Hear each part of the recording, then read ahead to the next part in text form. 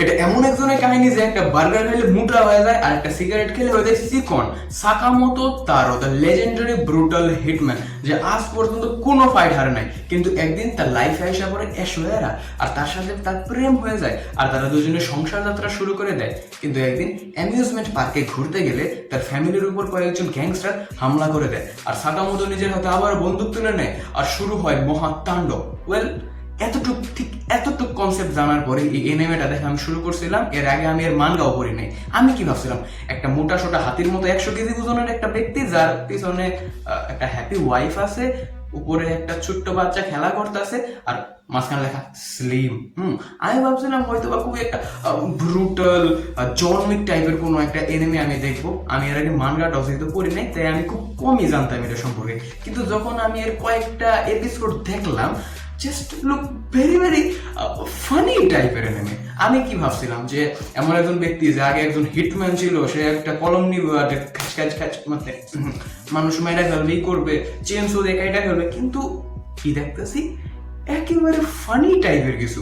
ওর সাথে যেই ফাইট করতে আসে ও বলে ফ্রেন্ড হয়ে যাই আমরা, ও কাউরে মারবো না। মানে কি ভাই, একটা হিটম্যান ওয়ালা একটা এনিমে যেখানে আমার এক্সপেকটেশন আছে আমি দেখবো এখানে অনেক বেশি ক্রেজি লেভেলের ফাইট হবো, ক্রেজি লেভেলের ফাইট হয়েছে, বাট ফাইটের রেজাল্ট কি, আসো আমরা ফ্রেন্ড হয়ে যাই। আপনি কনসেপ্ট কেউ এরকম করে দেখে নাকি? যদিও কনসেপ্টটা ভালো হয়েছে। তো দেখো, সুদা কথা, Sakamoto Taro, the legendary hitman. Well, এই ব্যক্তি আগে অনেক ব্রুটাল আছে, কিন্তু তারপরে যখন সে সংসার যাত্রা দেয় তখন সে নরম হয়ে গেছে, গইলা গেছে, এইরকম কিছু একটা দেখা নিয়েছে। আর সে যে কিরকম একটা মোটা হয়েছে বার্গার খাইতেছে, কিন্তু তারপরে তার শক্তি যে কমে নাই, এটাই এনিমেতে দেখানো হয়েছে।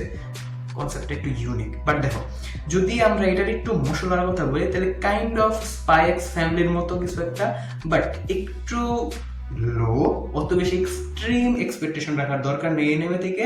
এটা কাইন্ড অফ একটা ফানি টাইপ এনিমে তুমি বলতে পারো, যেখানে ফাইট হবে, একটু ব্রুটাল সিন থাকবে, বাট ফানি ওয়েতে। এখানে মানুষ মারাও যাবে, কিন্তু ওই লেভেলের এক্সপেকটেশন এখন এনিমের দিকে।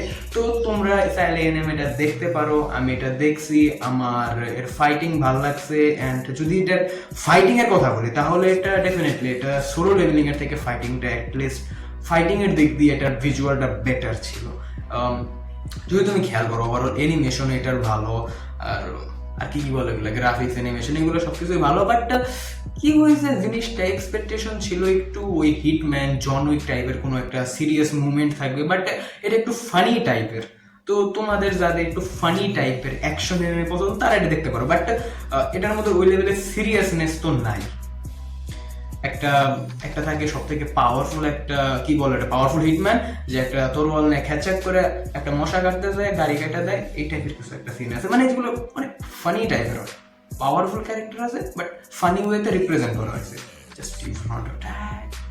আর ভাই, সাকামোতোর ওয়াইফ রে কি বলবো, সাকামোতো ওর ওয়াইফের জন্য, আই মিন তখন তো গার্লফ্রেন্ড ছিল তাই না, গার্লফ্রেন্ডের জন্য গিফট নিয়ে আসছে। ওর গার্লফ্রেন্ড বলতেছে গিফটের মধ্যে তো রক্ত লাগা রয়েছে, আমি এরকম কোনো খুনিরে বিয়া করুম না, আমি মরে যাবো, আমি প্লেন থেকে জাপ মেরে দেবো, মানে ছাদে থেকে জাপ মেরে পড়ে গেছে। লিটারালি ভাবছো তুমি, মানে এই লেভেলে উল্টা পাল্টা জিনিসপত্র দেখা নিয়েছে। কিন্তু তারপরেও সাকামোতো ডেজ একটা মিক্সড টাইপের এনিমে, এটার মধ্যে সিরিয়াসনেস নাই, বাট এখানে যে অ্যাকশন আছে, যে কমেডি মুভমেন্ট আছে, এইগুলা ভাই ভালো। তোমার ভাই ভালো লাগলো এই মোটুটারা দেখতে?